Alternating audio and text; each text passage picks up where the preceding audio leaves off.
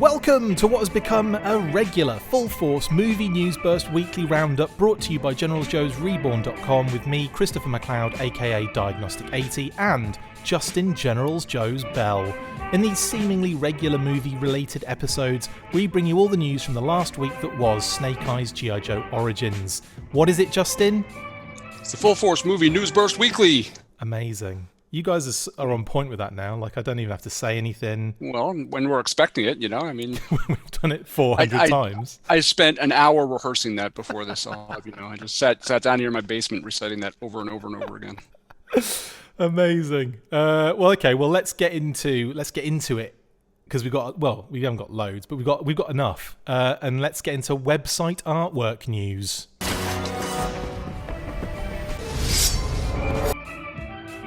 The official G.I. Joe website has changed the main homepage artwork to a movie theme with some brand new character pieces. The art is in a similar style to the previous classified offerings that were there before, and they look really cool. It looks like we've got a whole new theme to get stuck into here, Justin, and obviously it makes sense with the movie being, out and released. But that was a bit of a shock when I went on the other day, clicked on it, and was like, hang on, I haven't seen this artwork before. Oh, yeah, no kidding. It's beautiful stuff. I mean... clearly, I don't know if this is all Scott Johnson stuff, but it certainly looks to be in a similar style. I think the Snake Eyes kind of front and center looks very much like some of the artwork he shared before. But for the other stuff, who knows? But it's gorgeous. Whoever did it, really like it. Yeah, you're right though. I think one of them, there's that Scott Johnson vibe there, hasn't there? And I like how, I don't know, like Akiko looks cool, Scarlet looks cool, Storm Shadow looks really good, Baroness looks really dope. It's like a really interesting lineup and layout, and obviously it relates to the classified figures that are available. So exactly, yeah, that's really dope and kind of makes a lot of sense. But nice to see a little bit of a change, and on the official website as well. Yeah, exactly. I mean, they're clearly advertising the film, which obviously makes a lot of sense. It's kind of it's the big central news story as far as G.I. Joe goes right now. So, but they've also, yeah. I must have missed that. Or not? Must have missed that. What I will say, I could make a joke about a lot of people in America missing it, unfortunately, but we'll save that for the box office. Save that for the box office segment. What I will say as well, though, is I'm kind of like I really want them to update the art on the website, because we've still got like the old barbecue artwork. We've still got like a few characters that have been out for a long period of time that haven't had updated artwork on the actual website for the character kind of lists. So I'm really hoping that we get more of that soon as well. Exactly. Yeah, I think there's certain times of the year I think that they do the big website updates. And the last one we got, I think they updated the art for Flint and Gung Ho and Zartan and Lady J and a bunch of those characters. So I would think we're going to be getting to the point pretty soon. Because like you said, they've got barbecue. I think Blood. Major Blood is still the old style art. Heck, even Firefly is still the old art. So I think and Viper too, Cobra Viper. So I think they've got a lot sort of catching up to do. So they don't even have Breaker on here. So that kind of is another interesting angle where we talk about, are the characters on the website kind of indicative of the figures we're going to end up seeing at retail? And I think clearly no, because obviously, Breaker hasn't even been on here. But I think they've got an opportunity to start, hopefully, getting some of this artwork updated. Absolutely. Well, that's website artwork news. Next up, we had some really kind of like promising home release news.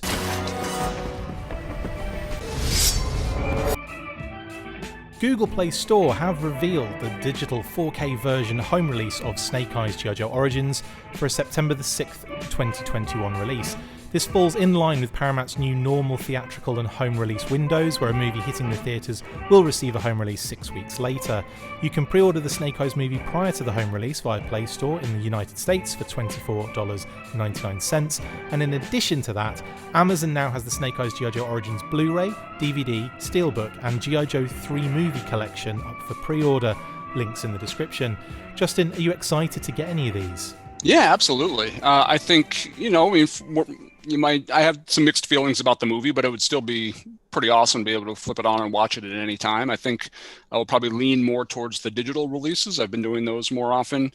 I've actually been typically I do Amazon Prime just because, it's device agnostic. I can look at it pretty much anywhere. And it's, I've got a smart TV that's got a shortcut button that just brings you right to Prime. So that's kind of been the easiest way to acquire some of these movies. But I suspect for Snake Eyes, I'll be getting the physical media as well. I've got a pretty big is kind of, it's all relative, but I've got, Rise of Cobra and Retaliation, both in several different formats and physical media. So I'm sure I will add this to the pile. You're missing two of the biggest G.I. Joe movies in the world, the animated movie and also Street Fighter. How is that not? Okay, Street Fighter, you got me on. I do have various versions of the animated movie, but yeah, Street Fighter, you caught me on that one. I was going to say Mortal Kombat, but that's a bit of a stretch, isn't it? Yeah, that's a little bit of a stretch. Then I'd probably rather watch the Mortal Kombat movies than the Street Fighter movie. I'm gonna make sure all of the titles are changed on the Mortal Kombat movies to Ninja Commandos 1995. There you go. That'd be pretty awesome. Deep cut. Right, it's not that deep, is it? Not for the fans. But nah. I've actually definitely gone in on the steelbook for this one because I just thought it looked really cool, and I love that poster where it's just the helmet and everything, the neon behind him. Love it. Yeah. So yeah, totally. Yeah, I'll be getting the steelbook for sure. I've got the steelbook Retaliation. I don't know, did they make a steelbook for Rise of Cobra? I don't know if I've got that, but I've definitely got the steelbook for Retaliation. You'll probably find it now online for like $700 or something crazy like that. Those steelbooks, man.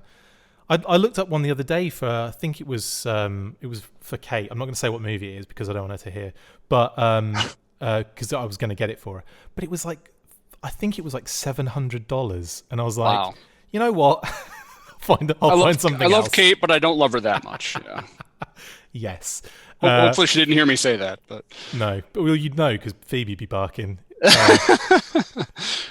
But anyway, yeah, so that's all the physical formats. There's tons of different versions of this out. Obviously, you got 4K, you got Blu-ray, then you've got the 3-movie collection, but then you got that in 4K and Blu-ray. You've got it in all sorts of... It's crazy. There's so many different options, and I'm just sweating at how many links I'm going to have to put in the description. And one thing that I kind of want to see, and it kind of relates, we had a little conversation offline before we started recording about sort of how the movie was cut and how it was edited, and it'd be kind of neat if one of these versions was sort of a not really a director's cut, because I kind of think it was the director who sort of cut the pooch a little bit, yeah. But some kind of like I don't know, unshaky cam, unfiltered sort of version of this movie, because I'm not sure if you've got this as a news burst item, but there has been some sharing of some unedited fight scenes in various different social media circles. And, well, let's talk about that next, actually. That's a really good point, Justin. In Kamani Ray Smith news. You had it spun right up, yeah?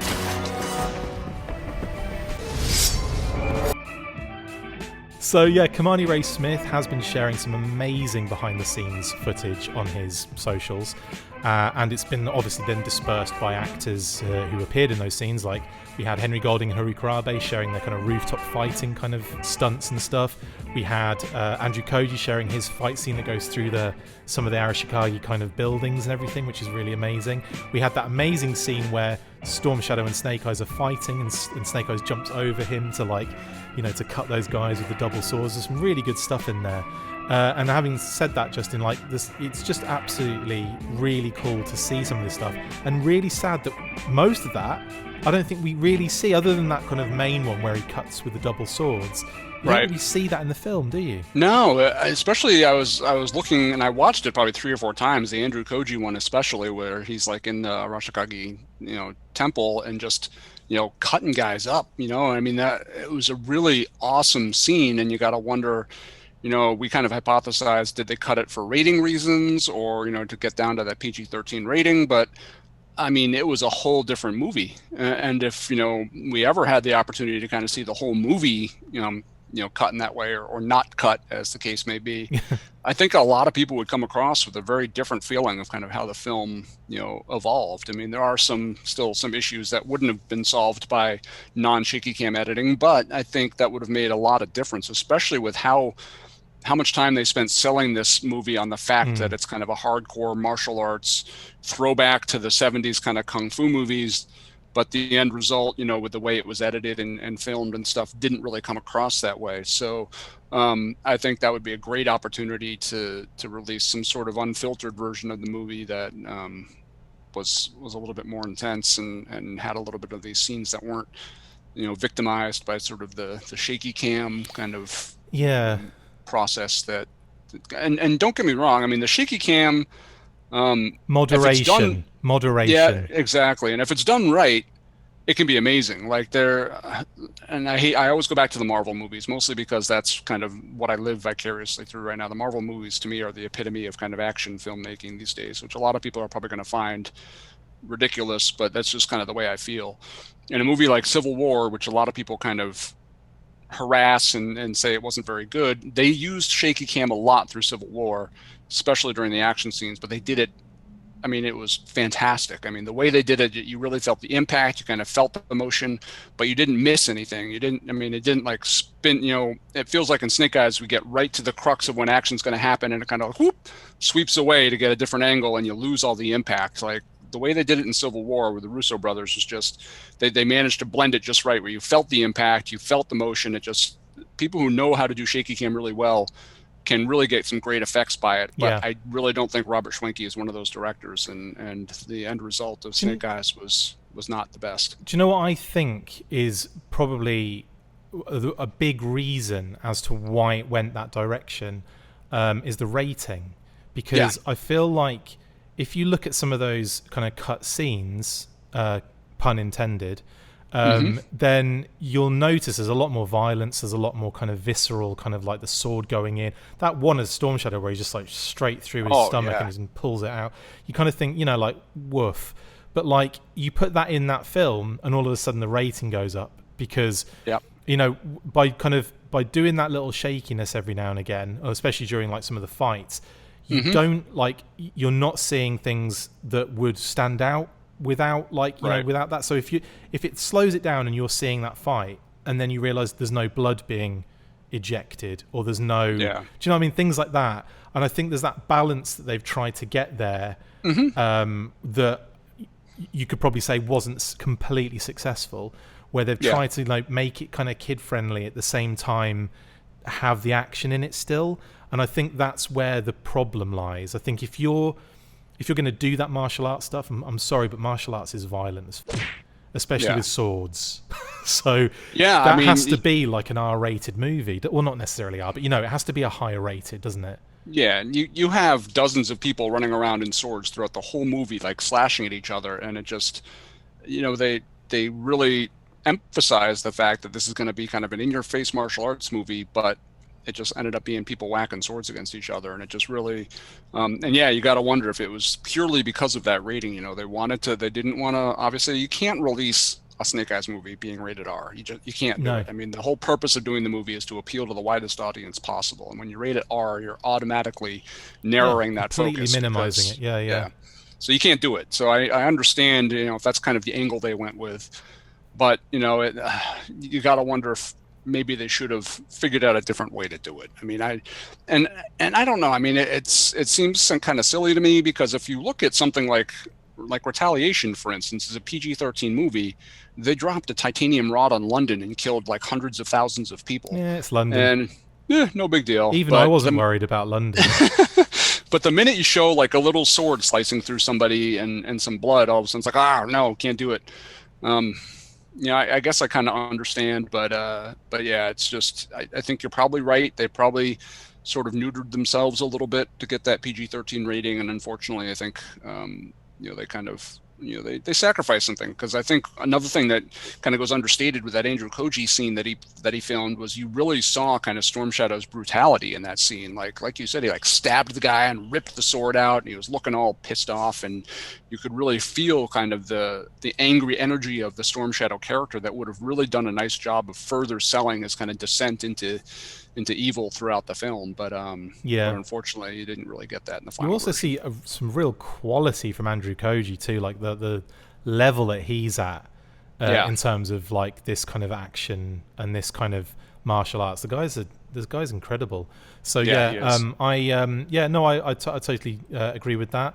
And I suppose that kind of brings us on to the next point, because the two kind of come hand in hand, and that's in box office news.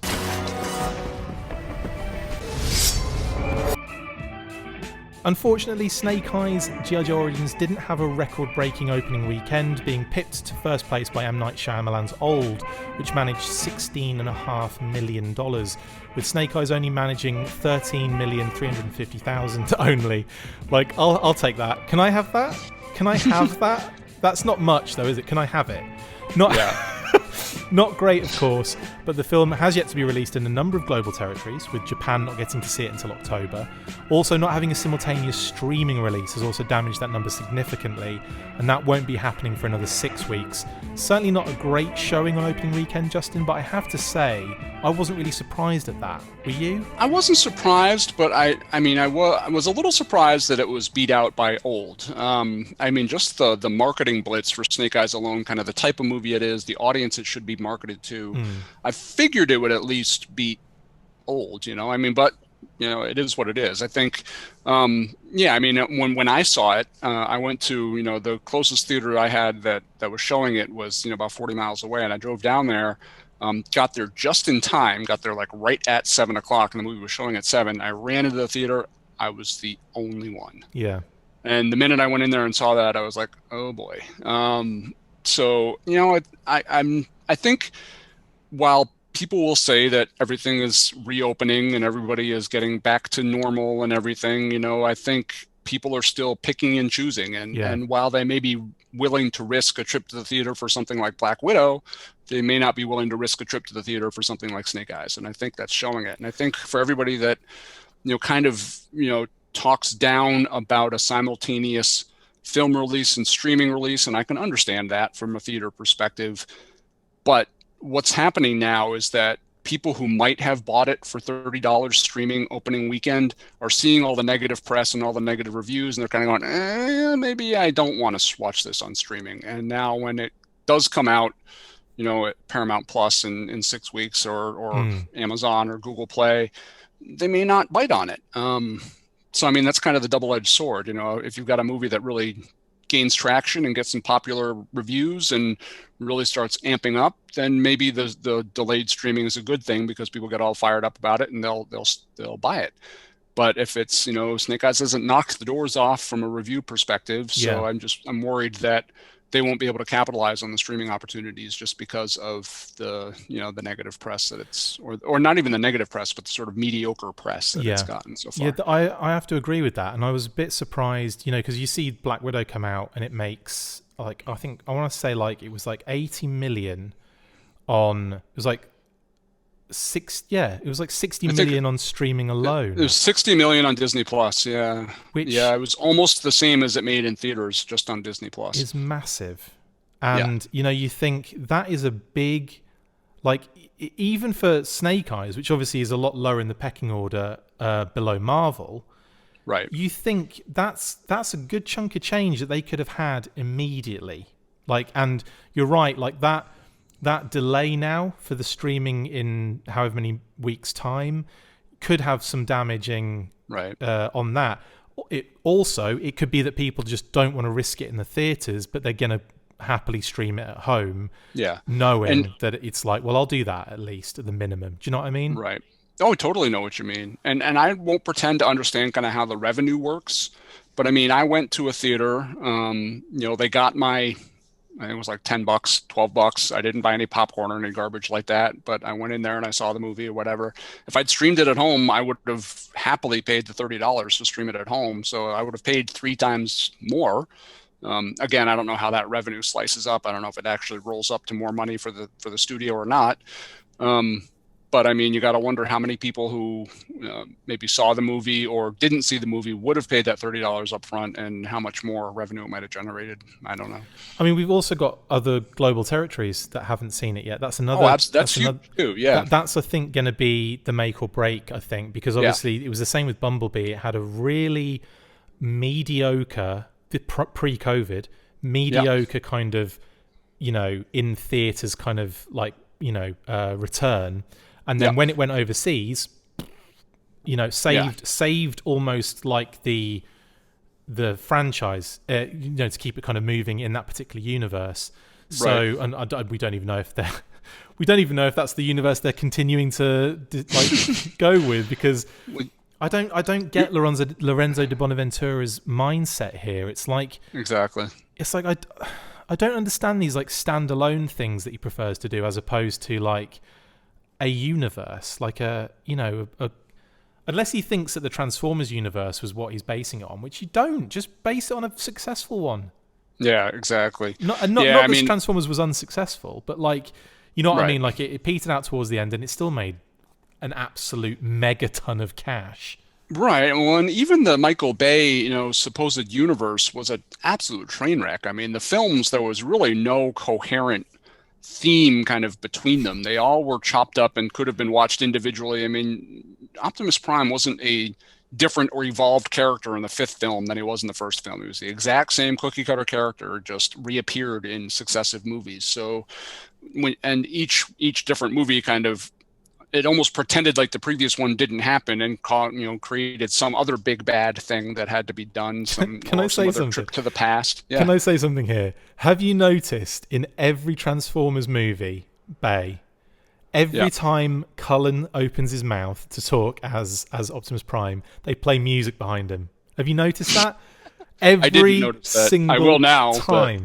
And that's what makes, for me, it's what makes it a little bit corny to hear him now. Like, it's just, he never just speaks in the scene. It's always just like a speech. Even when they're pissing about outside that house. Like, whenever he talks, it's like a speech. And it's just like, oh, come on. It doesn't need that every time he says something. He doesn't need that uplifting music. Like, just let him talk along with the rest of them. And you don't get it, do you? You don't get that. Yeah, and it completely removes that he's an actual, I mean, obviously he's not a person, but he's an actual, like, living character. Yeah. I mean, he becomes a caricature when you say, okay, well, every time he speaks, there's got to be this glorious blast of theme music because he's Optimus Prime. Well, how about just having him exist as a character and kind of have people get attached to him that way? But yeah, that's a good point. I hadn't really thought about that, but that's pretty hilarious. That doesn't surprise me. And it's never just a conversation. It's always a speech. It's always like a big, like a tagline or something along those lines. And, I get it some of the time, but not like every single scene, it's got to be, I always notice that about about the Transformers movies. And it's funny because I just said that, I'll have to pay attention to that next time, as if I'm ever going to watch any of those movies ever again. But yeah, but coming back, I mean, I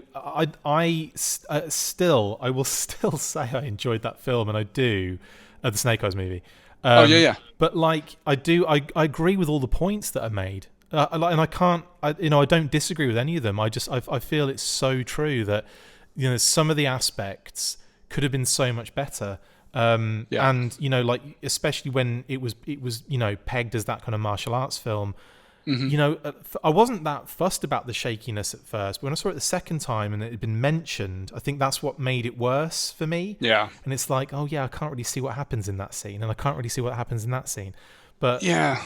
I mean, what stuck out to me is just that, I love martial arts movies, and I've seen a ton of them. I mean, not that it matters at all, but I took martial arts for several years in college and kind of got immersed in sort of that philosophy, and we used to watch movies and analyze them all the time, like sit down in our dorm room and just kind of put a movie on and pick it apart and talk about the fighting sequences and stuff like that. And also for my books that I write, I do a lot of research about hand-to-hand combat and about what's realistic and, balancing the realistic and the action. And so when a movie like this is advertised that way, I get excited because I'm like, all right, I want to see some of this. I want to learn some of this. I want to, pull something from this movie that maybe I didn't know and I can wrap into a book or an action scene. And it just felt like as I was in the theater and they're like, each action sequence kind of has its cadence, and each one is like an individual story kind of within the context of the movie, and you can kind of see it build to a climax and then kind of go from there. And every time they got to that the peak, and I was like, all right, it would like cut away and I'd just be like, and just there was no sense of satisfaction because, and this is going to sound terrible talking about climax and satisfaction and all this stuff. I'm clipping this up later. But I mean, that's kind of the way it is. And you rise to this kind of breaking point where the excitement is supposed to happen and then you taper off. And then instead of like getting to that peak and then tapering off, it just kind of goes whoop and tapers right off. And if you're anticipating that and expecting that, it's very, very, jarring to not get it. Yeah. And that's kind of what I felt like with this film, is that it happened all throughout the movie, almost every single action scene where you're excited for this, peak of, action, and it never comes. And you just really felt like, you got kind of movie theater blue balls sort of. I was going to say that. But yeah, I mean, that was just kind of how I felt, which was a little bit frustrating. But like you said, it was an entertaining movie. The minute it's available for streaming, I'm gonna grab it and I'm gonna watch it immediately. I just the fact that it's Snake Eyes and that they sewed all those cool Cobra elements into it. I think it was a fun movie, and part of the reason why it bothers me so much is because I think it had such potential. Yeah. I think there was some very cool stuff wrapped up in there that just unfortunately kind of got overwhelmed by some of these other negative aspects, and I think that's the most frustrating. There's also the fact that we're so invested in it. We're so emotionally invested in it that you want it to be the best that it can possibly be, and I get that 100%, and I totally I did come out thinking, I don't think a lot of people are going to like this, but I do. And I knew that as I was coming out of it, I was thinking, I've got a feeling that there's going to be pushback, where there was pushback before the film even started, before anyone saw anything about it. And when that happens, if you don't have a 100% perfect movie at the end of it that, can literally block any questions, that can stop any concern about this, that, and the other, you're asking for trouble, unfortunately. And that's kind of what's happened here, I believe, and what it feels like. But at the same time, I don't think it's as bad as what is being portrayed in a lot of the kind of circles and a lot of the fandom and everything. And I'm not saying that your opinion, if you thought it was crap or garbage or whatever, I'm not saying that your opinion is invalid. I'm just saying that it, I don't think it's that bad. I don't think it is really anywhere near that kind of level. It's not a blot on on G.I. Joe history or anything like that. I have seen a few people that are like, this, this besmirches the whole brand of G.I. Joe, blah, blah, blah. Or does it not just help the bloody brand for the last, couple of years, randomly pushed tons of toys out? We wouldn't have this. We're in the same Michael Bay scenario with Transformers right now that we are with G.I. Joe. We don't have the money coming in, obviously, with that side of things. But look what it's done to the brand. It was dead, guys. There was nothing about it before Snake Eyes even started filming. It was nothing. And you can argue till you're blue in the face. It was doing nothing. I'm sorry. There was no product anywhere. Now look at the place. It is bonkers. Exactly. Bonkers what this movie has done for the brand. Yeah, and that's what people really need to understand and appreciate, because and people will say, oh, okay, well, the movie bombed, so now the toys are going to go away, and that's not necessarily the case. No. I mean, you look at a movie like Rise of Cobra, which obviously did okay but didn't do gangbusters. I mean, they started that 25th anniversary line in 2007. I guarantee you, even though the Rise of Cobra toy line itself didn't come out in 2009, I guarantee you the fact that a movie was coming was the driving force behind kind of getting that modern era style G.I. Joe line in stores and ramped up. I guarantee you they had that picture in mind, that we've got a movie coming. Let's start getting some product out there. And that played a role in the 25th anniversary line. I will guarantee you that. So I think that, that kind of 2 years leading up to 2009, kind of that fantastic, you went into a toy store and you saw green card backs everywhere of the Rise of Cobra line. And that went on for a long time, from 2007 to 2016. So that was 9 years worth of product that you could argue was kind of built around two Hollywood films, in Rise of Cobra and Retaliation. So that whole stretch of product that a lot of people weren't even collecting this line until those toys came out. Yeah. Was due to those two movies. And now you look at G.I. Joe Classified, and once again, just looking throughout social media, you can see there's lots of people that are buying this line that weren't even interested in G.I. Joe 2 years ago. And they're buying this line, and then they're buying Mezco, and then they're buying Ultimates, and then they're buying, it kind of spreads out.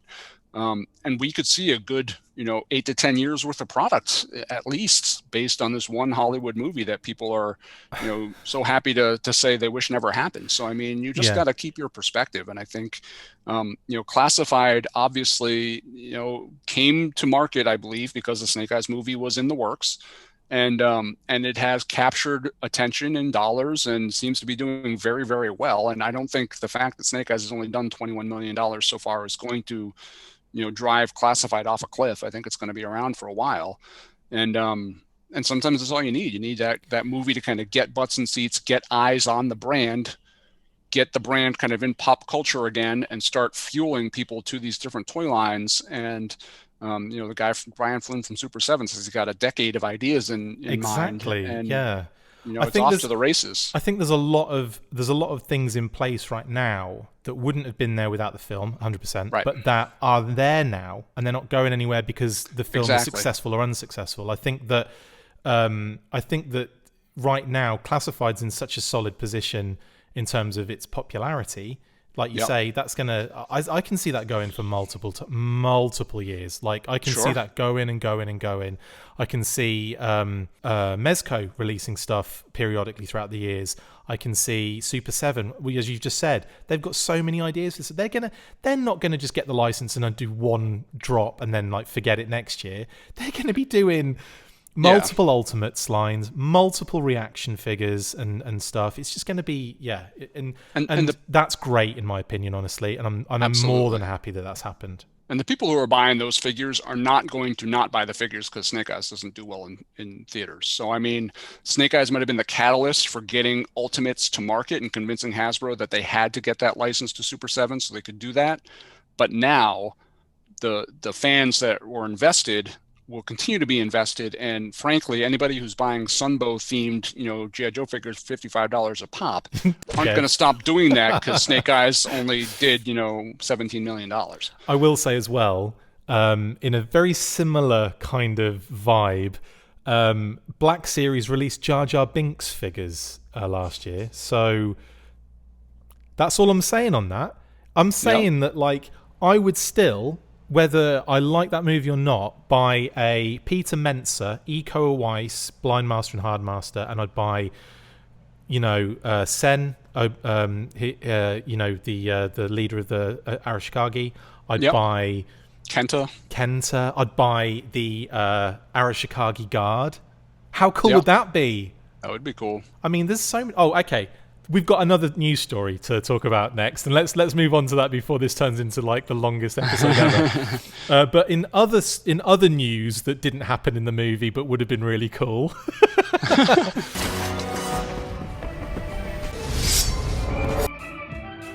Yes, in movie costume news now, we have some amazing posts. Constantine SEKERIS, who worked with Louise Mingenbach on the costumes for Snake Eyes G.I. Joe Origins. I believe Louise was the designer and Constantine did these kind of 3D mock-ups of the concepts. On G.I. Joe Origins and Retaliation, also posted a number of concept pieces from the Snake Eyes movie, and they look incredible. He shared a few images showing Storm Shadow in a costume that we have seen in the toy line, but not in the film itself, a series of conceptual ideas for the Snake Eyes mask that look a lot like Iron Man, with Charlie Hunnam, it looks like, in there, which is really cool. A very cool Scarlet costume with more panels and armour in a classic deco, and a series of images and turnarounds for the Baroness, and before I wrote this and it dropped the other day, loads more of this really cool Snake Eyes kind of like I don't know, it's almost like training garb, isn't it? It's amazing. So in terms of what's actually seen on screen, the Baroness is probably the closest, but these are pretty great, aren't they, Justin? Oh yeah, they're fantastic. I was really interested that they used Charlie Hunnam for one of the models, and it made me wonder if perhaps he was in the running for the movie at one point or another. It might have been the artist's choice, mightn't it, as well? It might could have been. Very true. Yeah, but you're right. Very true. He could very well have been in the running for it early on. Did we mention him in when we did our? I'm pretty sure we did. I think we called him out as one of those actors that was popular but not super popular, and could have fit that role pretty well. I almost am certain that we mentioned him at some point. Popular but not expensive, I believe, is the. Yeah, that's probably the more appropriate term. Yeah. But yeah, I mean, I love these concepts. I love seeing almost all of these concepts, but these especially were cool. I'm not sure how well they'd work in the movie. I don't know about the whole fold-out faceplate idea, but they looked really badass. This guy knocked it out of the park, and I'm always really fascinated at how many different artists get involved in this sort of stuff, and how much work they have to do to get to a point where something actually appears in the film. I mean, it really is interesting kind of how that whole process sort of unfolds. And yeah, some of these concepts are just flat out amazing. They look really, really cool. I know that Storm Shadow in his kind of like Arctic, mission classified, and also this basically, this figure as well, pretty much. Which it's like just right there all the time. It's right next to me. And that would have been cool because he would have. I mean, a lot of people, us included, were kind of complaining that he had the sort of the long trench coat, which is kind of the the Retaliation and Rise of Cobra look kind of carried forward, and we didn't really understand why. This look would have been. Oh yeah. I have a theory that obviously these were all concepts that were drawn up. This one, the movie one. They eventually used, I guess, for the classified line because it was available, as like as an idea. They did it thinking it was going to be the movie version, right? And then they changed tack and they changed what they were going to do in the movie. So therefore, they had this figure and they were like, "What do we do with it?" And then let's put it out as a classified figure, and redeco it and do something different with it and call it Arctic Mission or whatever. That's what I think happened there. Yep. As well as probably right, because obviously we had this design knocking about on the website in artwork and so on and so forth for classified Storm Shadow. So I think that's what's happened there is they had this movie version. They were like, what are we going to do with it now? So I think that's what's happened there. Right, the same thing happened in Retaliation. We got that whole wave of figures that were all concept based that didn't actually appear in the movie. Yeah. Now what I'm thinking now is that we might see him in this kind of like updated garb in the next film, because they're not going to have the same costume. He's not going to be the same thing. Snake Eyes probably will be, but I could see Storm Shadow, changing because he was wearing that. Wouldn't that be hilarious? They showed the Snake Eyes costume for like 10 seconds in the first movie, and in the second movie they just change it all together. Sorry, didn't mean to interrupt. I hope they do that. I want to see the absolute pain and anguish on everyone's faces, especially yours, where you were like, I wanted to see that suit, and then we only saw it in the last 2 seconds of the film. Yeah, exactly. And we'd already seen it in the trailer. I mean, jeez. Completely change it. In actual fact, have him in his version 4 paintball get-up in the next movie, please. I'm all about that. But no, I love these concepts. I thought they were beautiful. I thought Scarlet looks really cool as well, with all the paneling. The Baroness is very similar to what she actually wears in the film, but there's it's more covered. There's more textures, more there's loads of additional extras on it that would go. We'd have to really break it down to see the differences there. Right. But one of the ones that I really liked out of all of the concepts that were shown, like you say, was that almost like Iron Man kind of vibe. And I was thinking they really were trying to force that Marvel vibe into the movie, weren't they? Oh, totally. I mean, you mentioned Star-Lord kind of as the visor effect, but yeah, it really seems like they were building around that whole kind of future tech sort of battle suit look, which again, not to die on this hill, but why did they only show it in the last 5 seconds of the movie? But but yeah, I mean, they really did seem to kind of be building the film sort of around that idea. I'm also intrigued as to if there are any any cosplayers out there that can actually recreate that kind of thing. I think the best, another little theory of mine, you'd have a see-through visor that would animate that on the, do you know what I mean? Over the top, the shaded. That's a cool idea. That might work, but my God, that would be costly, wouldn't it? Anyway, it would. They do. Cosplayers do insane things these days. I mean, it wasn't that long ago where you would look at a cosplayer and they would have a nice kind of approximation of a uniform, but you could tell it was a cosplayer. But these days, I mean, people are making movie quality costumes that they're going to shows with, and it's almost indiscernible from what you actually saw in the film. It's pretty amazing. Or they're actually making military things. That too. I'm just flying around this is cool. I didn't think I'd be able to make this, and now I'm flying around my room with my hands and my feet. Amazing stuff. Well, that is, and I will give a shout out here to Louise Mingenbach, who did an amazing job, I would say, on the costumes. Oh my god, and the team that were involved in that, not just Louise, but everyone involved in that, because the every time there's a close up on someone, I couldn't help but look at all the detailing in like the clothing and everything, and it is just costumes, beautiful movie to look at, isn't it? Yeah, they did a fantastic job, and some of the short snippets you see of Scarlet's uniform, I mean, really nicely done. Baroness, the way they kind of worked sort of the Cobra hood, sort of pattern into her outfit, just really, really awesome. Different, but cool. They didn't have to mimic the existing looks. They really came up with something new that worked really well. Absolutely. Which hasn't always been the case. I mean, Rise of Cobra or whatever, they kind of went off the reservation a little bit, and bit weird, wasn't it? Yeah, a bit weird. Yeah. But Retaliation was good. I love that Snake Eyes Retaliation. They did do a good job in Retaliation. Beautiful. Absolutely, yeah. Beautiful. Okay, well, that is costumes we didn't get in the movie. Next, finally, Justin, let's get into our updates for our exercise this week, which mine's going to be terrible, and that is in Virtual Running Club update news.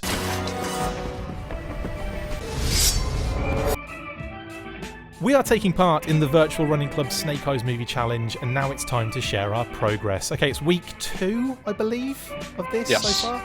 And possibly the worst time for me to try and take this on is when I have so much on that it's just almost impossible for me to do anything. Now, last night, I will tell you a funny story. Now, like I said, we've got a gym and we've got a basketball court in our building. And I thought, last night I'll squeeze another one in. I'll get something in this week. I've only had like one exercise this week, so that's how bad it's been. And I'm like, right, I'll squeeze one more in before I speak to Justin tomorrow. Go down there at like 8:15. Gym is packed, not an ounce to couldn't move anywhere. And then I'm like, okay, I'll go look in the basketball court. 10 people in, not that many, like 3 people in there. I'm like, son of a bitch. So I was like, okay, I'll. And it's a half court, the basketball, so it's not like I can go in and shoot on the other hoop. There were literally too many people in that building. So I was like, right, I guess I'll come back a little bit later on. And then just had loads of stuff to do anyway. And then by the time it was about 11, and I'm like, ugh, and I just went to sleep. So yeah, been really bad this week. 1 30-minute cross-training session, and it has just been jam-packed editing other than that. How about yourself, sir? I did pretty good. I kept up my routine. I did about 15 miles on the bike twice this week, so 30 miles total on the bike. I did my push on Monday, my pull on Wednesday, and I did legs today. So, I stuck with my routine. I was not feeling it this morning. I had to kind of peel myself out of bed and got a little bit of a rough start. And I wake up about 5:15 in the morning to get that stuff in before my day begins. And, but slugged a little pre-workout drink into me and was feeling good and powered through it. And was it heroin you took to get speed? Yeah. When I say drink, I mean injection. Yeah. So you've basically kept up your routine. That's great. You've done really well. Congratulations, Justin. Don't say that to make you feel bad, Chris. All right. No judgments. Straight up though, the other thing is, when you get up and you don't feel motivated to do it, I've been buzzing all week going, I really want to do something. I want to run in there. I want to play basketball. I want to do stuff. And then it's like news burst. Right, get that done. Get that out of the way. Right, good. I've got that interview today with Stephen Alaric. I'll shout him out. We did an interview with him. You can check that out. Snake Eye's dad. Funnily enough, Paramount didn't want us talking about major spoilers in it, which is quite funny because Justin and I have literally ruined the movie about 6 times already in weeklies. But so, we skirt around a few issues, but it's still really good. And Stephen is lovely, by the way. Really nice guy. Lovely dude. So much fun as well, and just great. These people are lovely people, and I've been really enjoying those interviews, genuinely. Not like, you get some and it's a bit of a slog and it's difficult and they don't really want to be there.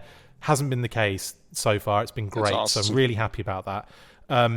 So I had that to do, and it was right in the middle of the day. So I'm like, if I go in the morning, I'm going to need an hour to recuperate. literally, no matter what I do because of the migraine thing. I need an hour to like, you know, sit in a dark room just to make sure everything subsides and passes. So if you can't factor that in, all of a sudden the day starts shrinking, right? And then I think, right, I'll do it at night so that I can do it and then go straight to bed and I'm already in a dark room and I'm in bed and whatever. So every time I've been out there, packed, and I'm like, why is everyone out like doing this when that's my cross trainer you're doing that on, you douchebag.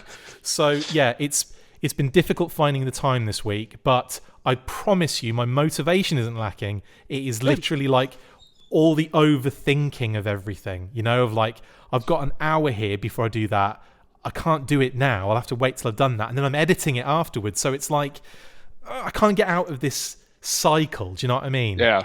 Yeah, it's crazy. I mean, I don't have time to watch everything you put out, much like I can't even imagine how you're editing it all. It's so stressful just to watch it. It's true. I'm not trying to make excuses. I'm definitely back on it.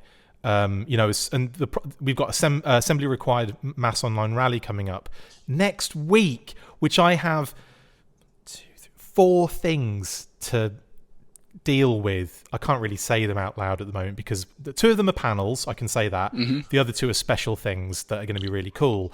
But I have that to do in a week, and it's on top of everything else. It's going to be a bit of an all-nighters, I think, are going to be pulled. Yeah. Ouch. So I'll try and squeeze it in. I feel like I'm letting the side down, but at least Justin's doing it. So that's even better. There we go. If you guys are still involved, comment on this video. Tell us how you're getting on, all the progress you're doing. If you've got routines and stuff, just tell us a little, you know, about what you're doing and how you're getting on with the challenge. Has anyone attempted the challenge yet? Is a question. When are you thinking of attempting that, by the way, Justin? I should ask. I don't know. I mean, I think the challenge doesn't officially begin until closer to the end of August, right? I think there was like dates there where you actually begin, like it lets you get ramped up and then you begin the challenge, like August 23rd, maybe 25th. Maybe I'm wrong, but I thought that's what it was. Like they were going to give people a chance to sign up and to get all the gear and everything, and then from like end of August to somewhere in September, the actual challenge ran. But I might be wrong about that. But so yeah, I haven't been kind of preparing myself for it until, you know, that comes along. But I'll look again, and honestly, it probably just depends on what I want to do. I could probably do.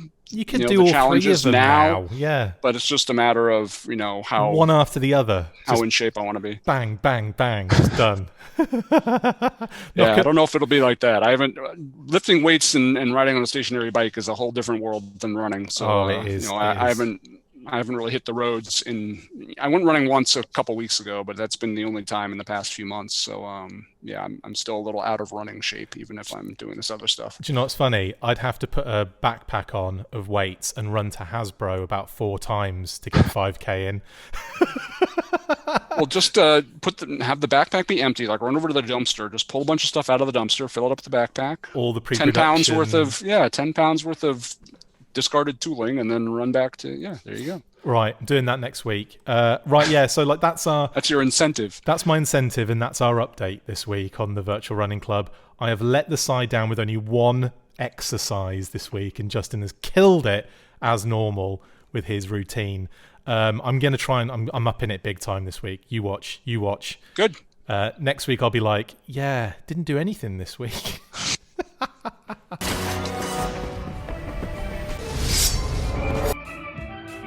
Anyway, Justin, thanks for joining me, mate, for yet another stonking episode of the what is it? Full Force Movie News Burst Weekly. Yes, nailed it.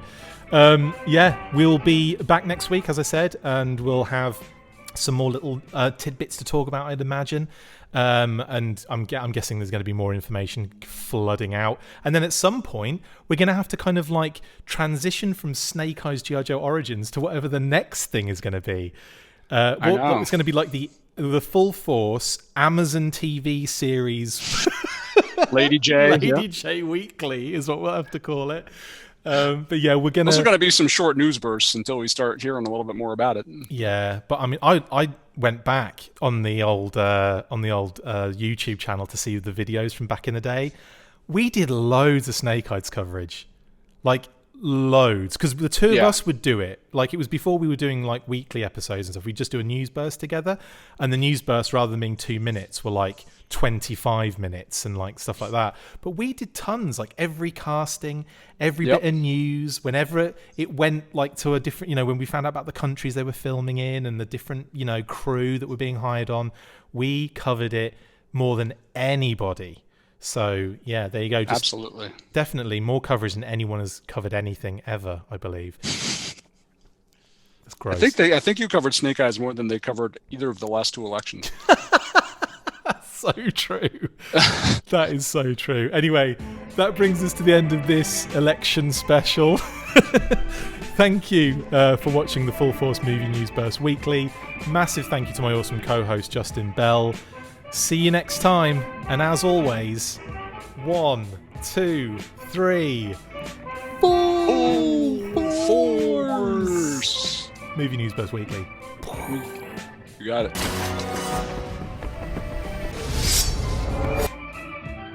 Make sure you get involved with the discussion by liking, sharing and commenting on these videos, and as always you can keep up with the show after listening by following on Twitter @TheFullForce, liking the Facebook page facebook.com/TheFullForce, and if you would like to contact the show you can message us on either of those platforms with feedback and questions. We also have a Patreon page, so if you want to show your support for the show, see your name up in lights on these videos, or enjoy exclusive bonus content, then check out patreon.com/TheFullForce podcast, or click the link on any of the posts this podcast appears in. Full Force.